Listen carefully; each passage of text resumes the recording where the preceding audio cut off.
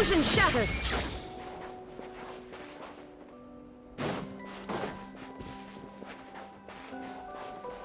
Maggie's been shut down!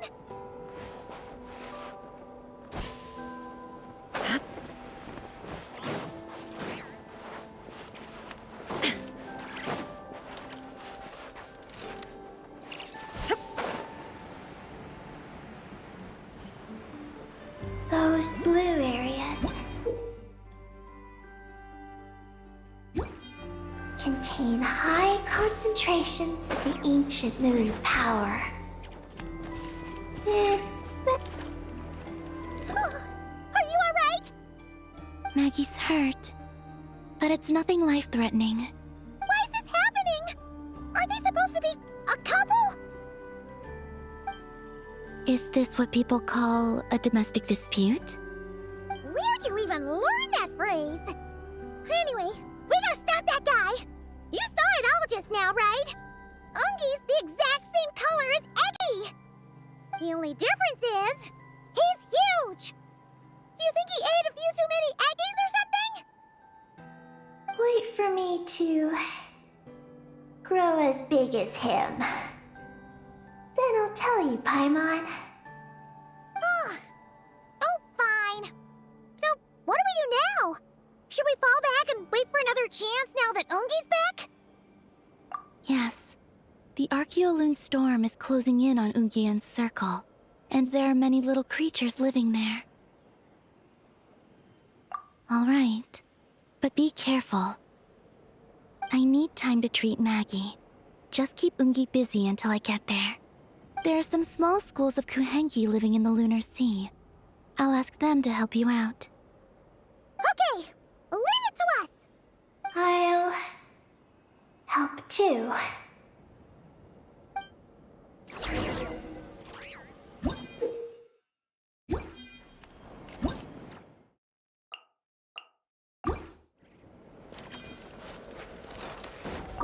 Oh, are these the Kuhenki Columbina sent to help us? Looks like they're pointing the way. Let's follow their lead.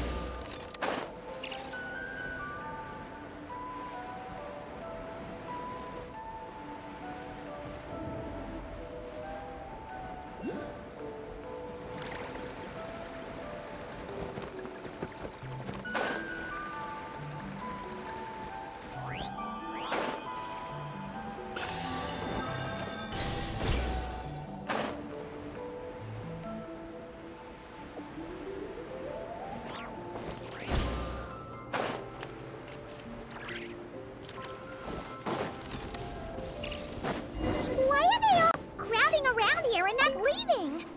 Their companions are trapped. We need to rescue them first.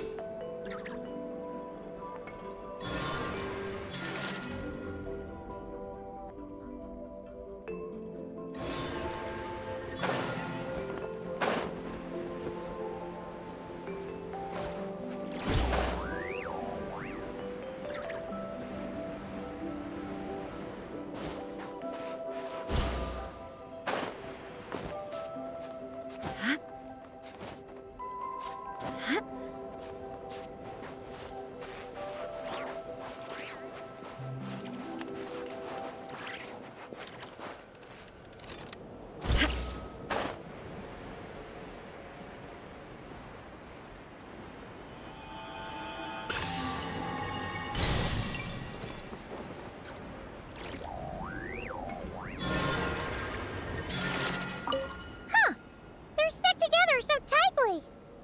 It's almost like they're trying to imitate something.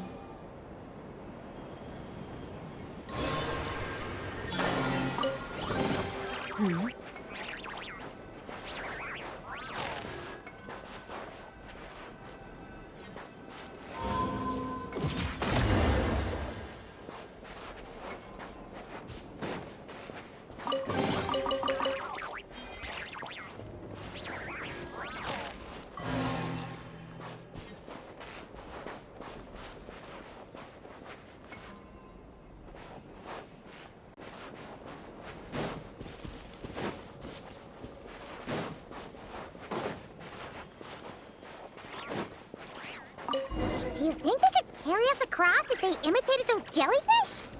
Wow! They pulled it off! They're awesome!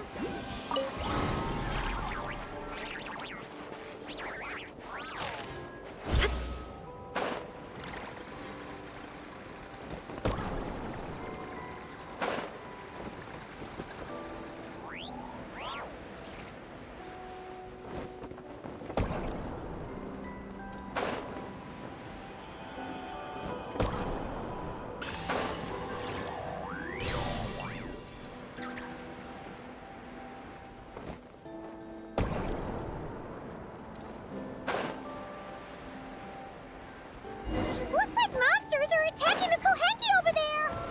Huh? Did those little guys turn into a shield to protect the other Kohenki?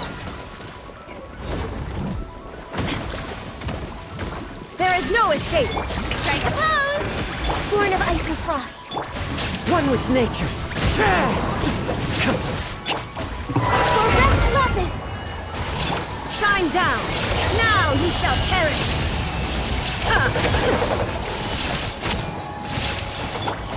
Into the wind. Tip fallen leaves. Adorn my We're waiting.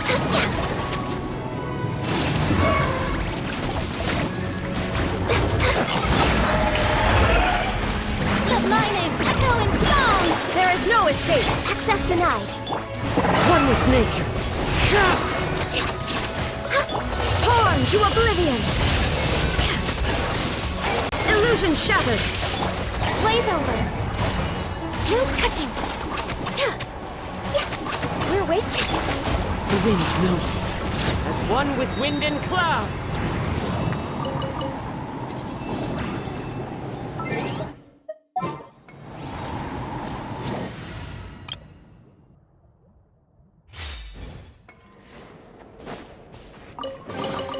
An impressive bounty.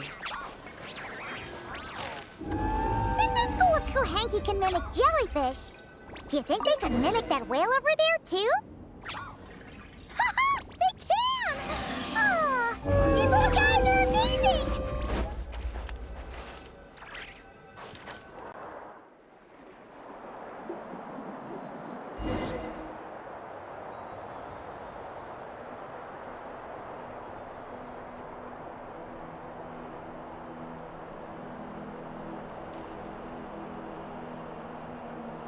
Watch out! Ah! Unky's seen us!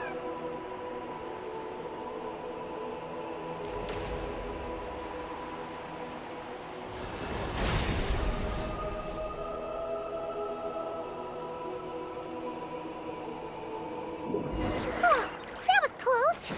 We did a great job completing our mission, though. We got Unky's undivided attention. He's definitely tracking us down now, so we gotta be super careful moving forward.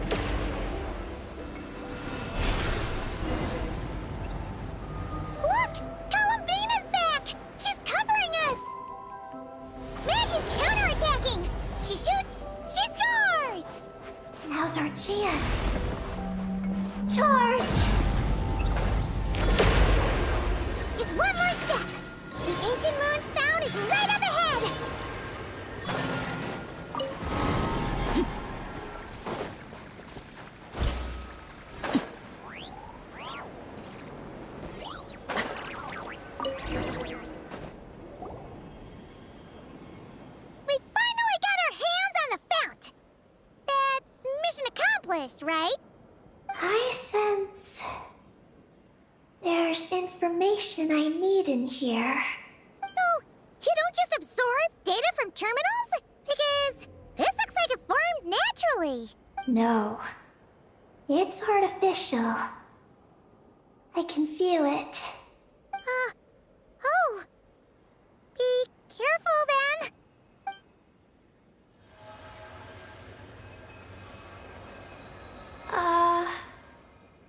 Just as I thought. This is an energy entity created by a researcher named Lusalim. Ungian and Maggie's student. Likely also the one who left the message in the terminal. This lunar sea once used to be Lusalim's Lunar Veil Laboratory. Lunar Veil Laboratory? What's that supposed to be? It's a grand project meant to hide the moon.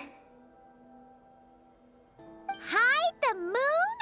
Whoa! All these guys, all these dragons sure had big dreams.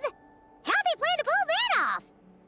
The exact principles are unclear, but it seems to have something to do with his teacher, Ungin. Lusalim successfully experimented with a miniature lunar veil by applying it to the Ungin circle. Oh, Paimon remembers now. The circle looked empty from the outside, but was completely different on the inside. So that was the lunar veil at work. That's right. The success of the miniature veil pushed the project on to the next phase. A massive veil generator was built here. One that could conceal the entire moon. That is because before the veil could take shape, an entity from beyond the stars pierced it. An entity from beyond the stars pierced it. The device went haywire. The laboratory exploded. And all came to nothing. Only deep underground might some traces still remain. Wait, a being from beyond the stars? Could it be? No one anticipated the entity's arrival, but it changed everything. Lusalim had designed the lunar veil as a crucial part of Project Moongazer, but it had to be suspended. So, what exactly is Project Moongazer? Look out! Oh no! Ungi's below us! Quick, get out of the way!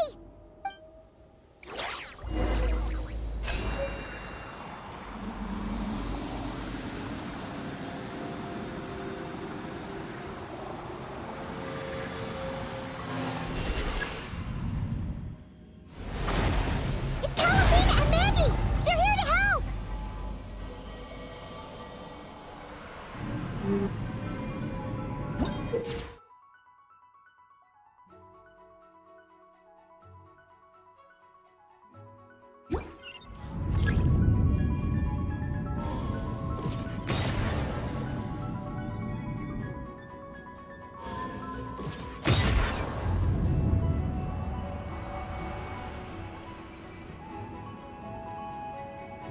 Has Ungi gone crazy?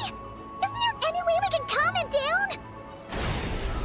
His body seems to be entangled in knotted moonlight vines.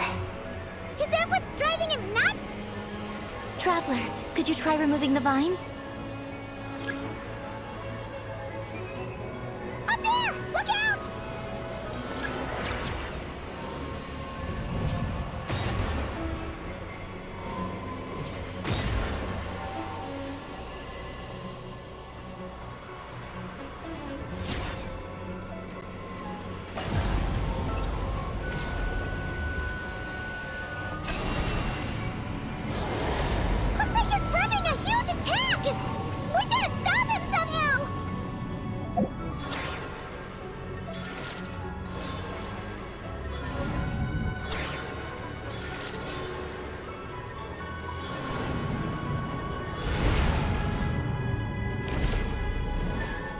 Looks like it's working! Come on, let's get rid of those vines! I've got you.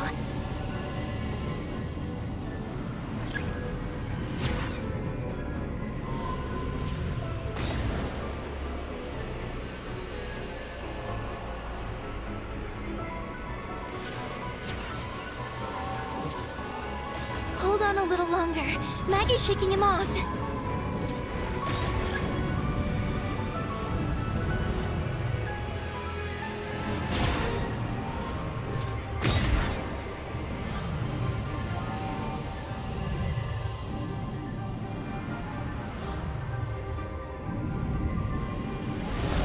Here's our chance. Look! More vines! Quick! Clear them out!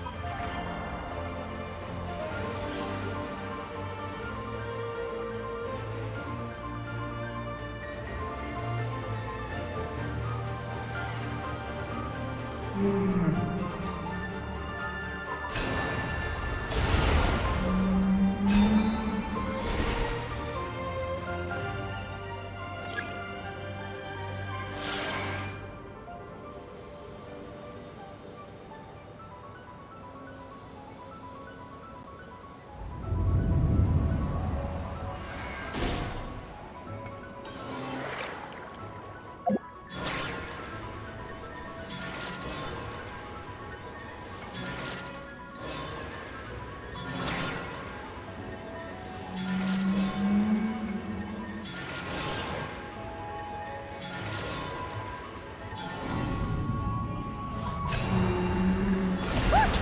Vines are sprouting from Ungi's head! Quick! We've got to remove them!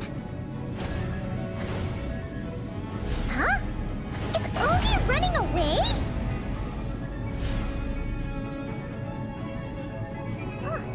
Where'd he run off to? Down below. Keep up with the little ones.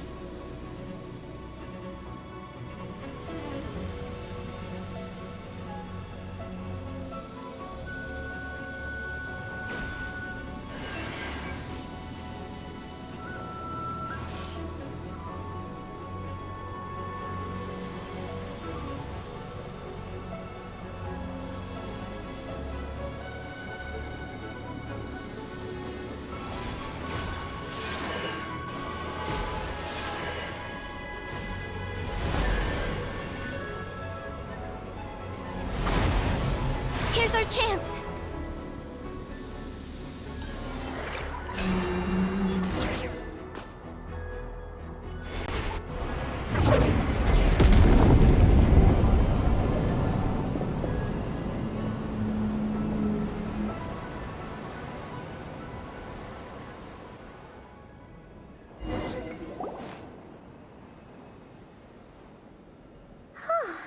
Ungi seems to have calmed down. So, were those vines the real culprits all along? He's still in pain. I can tell. His mind's been thrown into chaos, and he can't communicate with me. It's because of the information inside him. I can feel it. He and I are of the same kind, after all. What are you doing, Eggy? His body has information from Ungin's circle within it. Do you remember how there were moonlight vines growing near that terminal? You mean he was the one who absorbed the information from there? Yes. That information may contain details regarding Project Moongazer. That must be why I'm here. But you'll be putting yourself in too much danger! Paimon, let Ninin go. She was born on the moon, and I was the one who, out of worry, sent her to a place thousands of miles away from home. She did everything possible to return here with your help, back to her homeland, all for the sake of her mission. That determination It's remarkable. I don't think she wants to be protected, even if it's out of goodwill. But Columbina! Paimon's worried precisely because she's trying so hard. You know, even though she's hit her rebellious phase and hasn't shown Paimon any respect for a while now. And maturity is what follows that period of rebellion. Paimon, if you let me go, I'll respect you so much, even the moon will seem less important by comparison. But this guy's huge! What if it swallows you?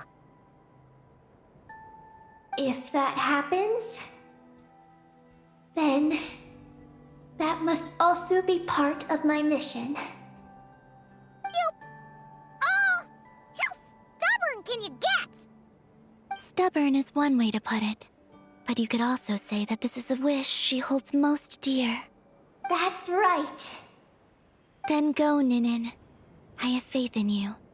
Let this ray of moonlight bear witness to your choice, and bless you on your journey. This is... Thank you. Here I go.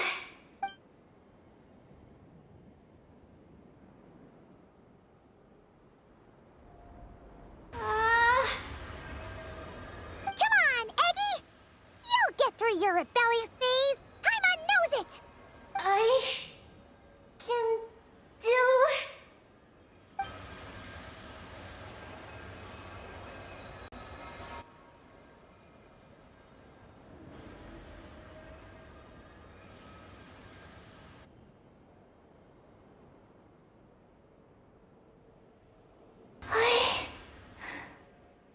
I did it. Looks like things aren't as bad as we feared. And thank goodness for that! Thank you. I've obtained some critical information. I know what transpired at Ungain's ring and the space lifeform capture station. All right. What happened? I'm curious too. It all comes back to that mysterious signal from deep space. It finally appeared again. Many years after the Dragon Pioneer's passing. But, even so, the Moon Gazer Tower he designed, the Eye of Ibni Bellum, captured the coordinates of that second signal. Wait!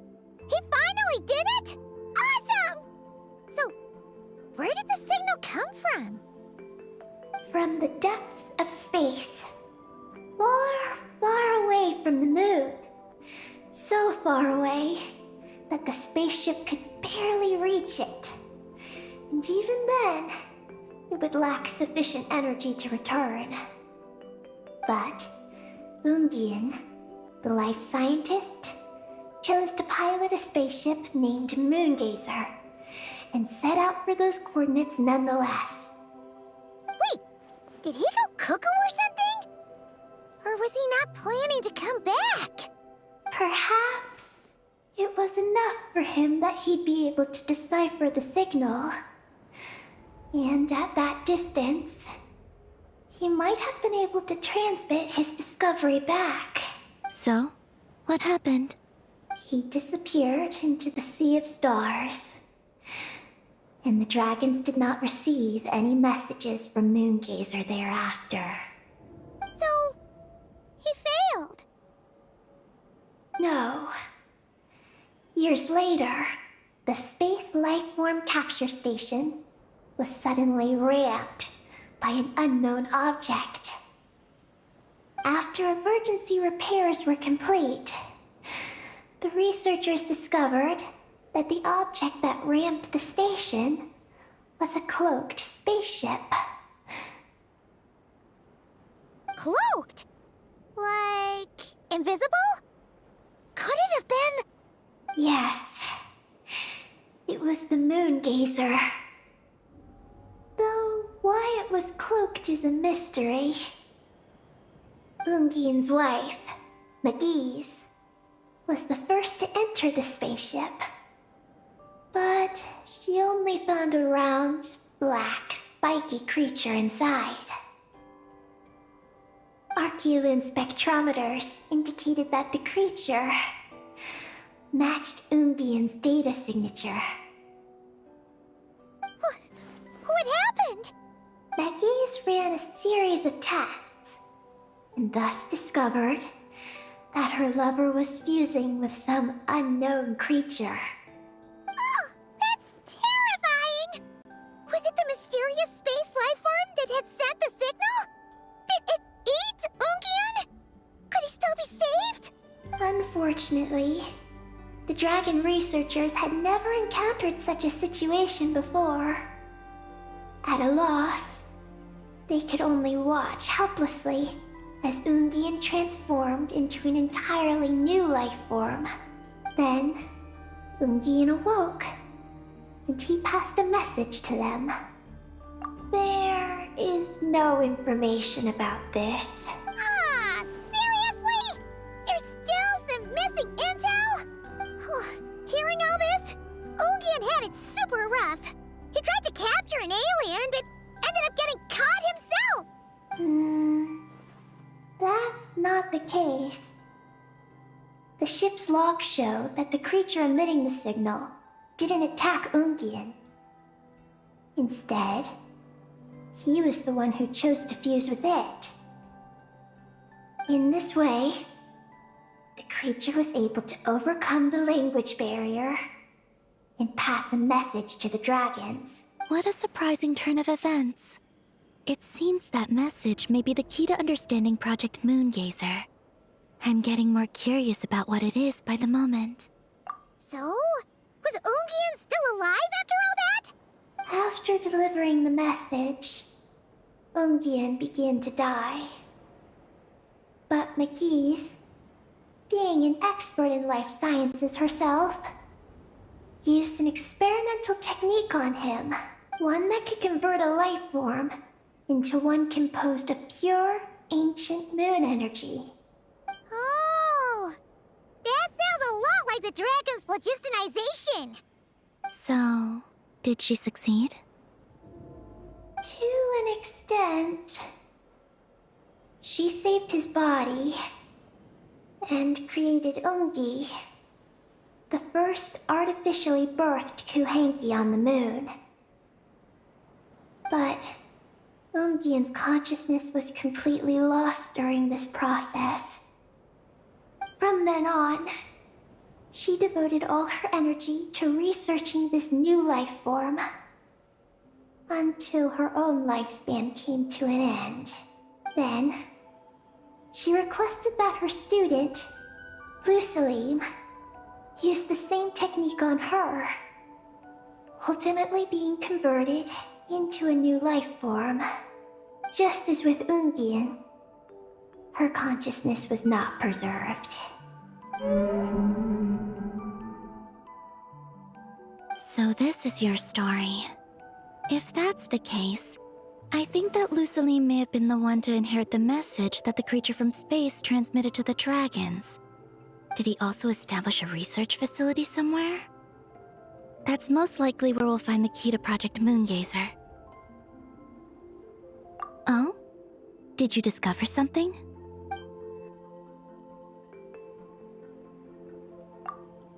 It was destroyed by a descender from beyond the heavens? In that case, I fear the great ruler of the firmament is the likely culprit. A veil that could obscure the moon. That sounds very similar to the false sky. Yeah, like some sort of baby version. But his research institute has already been destroyed. He might have been lost in that explosion too. My guess is just the opposite. That Lucilim didn't perish, and that his research survived. Huh? Why do you say that? As you can see, apart from the lunar sea itself, none of the draconic facilities have been destroyed. Not the Eye of Ibn Bellum, not Ungian's Circle, not the space lifeform capture station. Their survival doesn't seem in line with the plan laid down by the one who changed the world. So, you're saying that Luceline protected them somehow? Yes. He might have struck a bargain using the fruits of his research and followed the ruler of the heavens thereafter. That makes sense. And if it's true, he might have continued Project Moongazer elsewhere.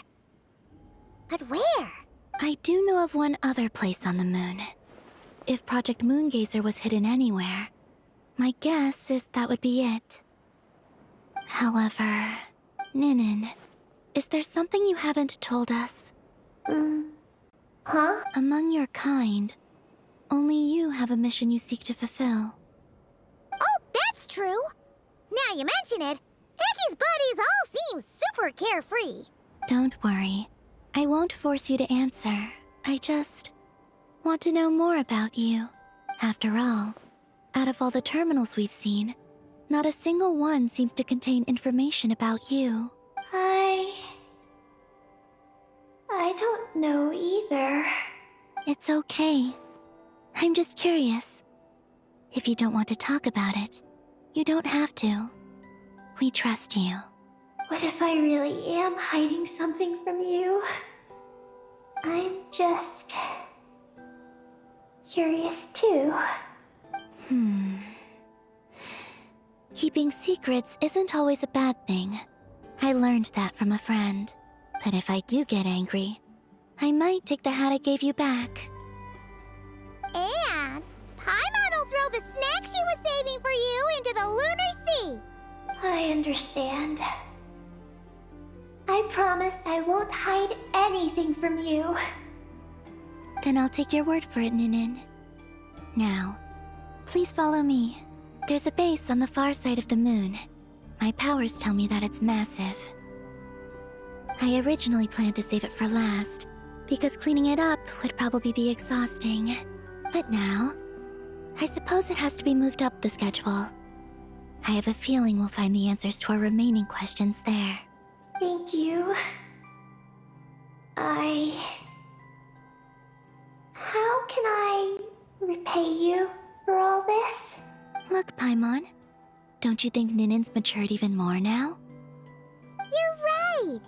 She's actually talking about paying us back. But we're friends, so there's no need for all that. Yes, he taught me that lesson actually. You could stand to learn it too, Ninin. Well then, follow me when you're ready.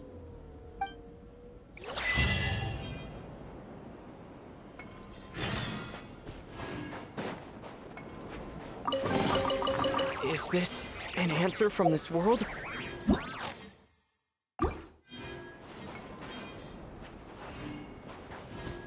Are you ready? Let's go then. Follow me closely, just like before.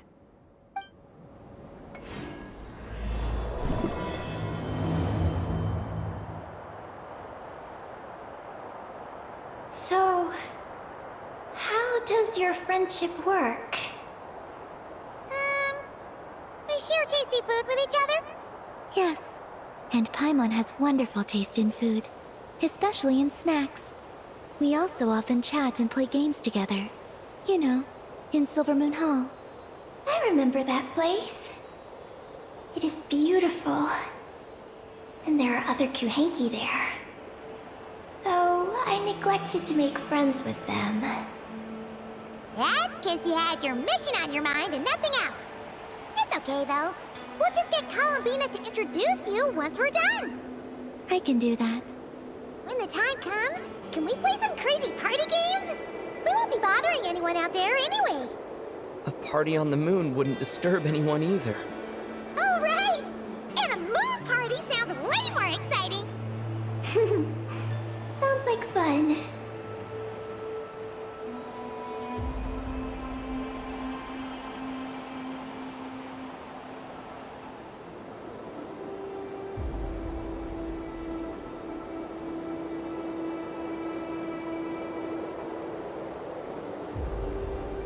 Look! Looks like there's something up ahead! We're almost there.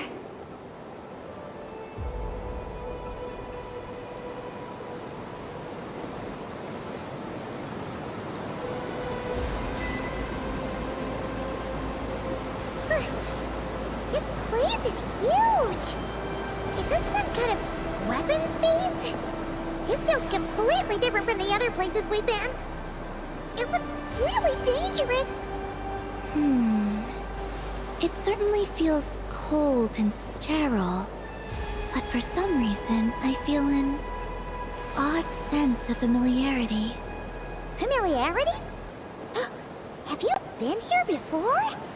No. I've only scouted the outskirts using Kuvaki, so I don't know where this feeling is coming from. Let's explore deeper inside.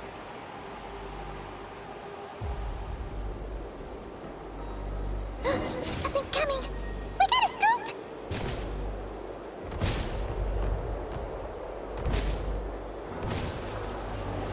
Getting caught in those searchlights will probably trigger an alarm or something. We better avoid them, too. So many searchlights! Quick! Follow the crates to avoid them! There are crates blocking the way up ahead! Don't crash into them, alright?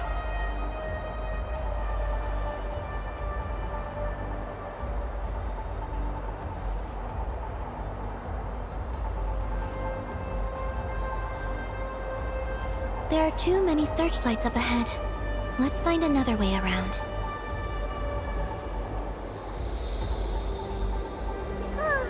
Those floating things look super dangerous. We better not let them touch us.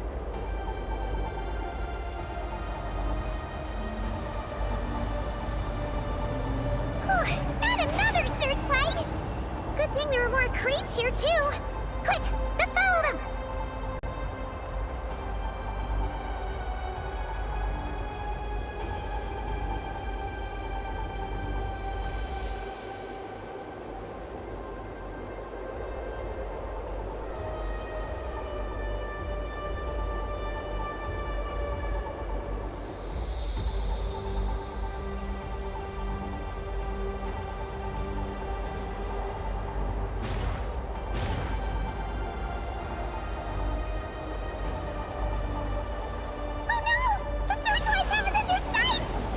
Let's speed up and rush through.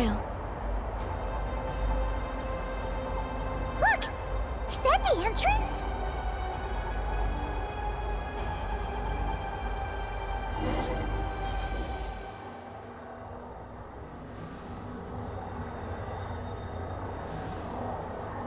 Looks like we can head deeper into the base from here. Who would have thought this base would still be operational? This is crazy. In that case, let's not disturb the fruits of their labor. What are you talking about? I thought we could turn this place upside down now that you're here. Aren't you afraid that things might turn out like when we came to the moon? We almost didn't make it onto the spaceship. I completely forgot about that. Ugh. Seriously, why would a base even have a self-destruct system anyway? Guess we'll have to keep a low profile, just like old times. Yes. To be honest, I'd like to know what's inside too. And sneaking into my own home is quite... No, also, now we're here. That strange sense of familiarity is only growing stronger.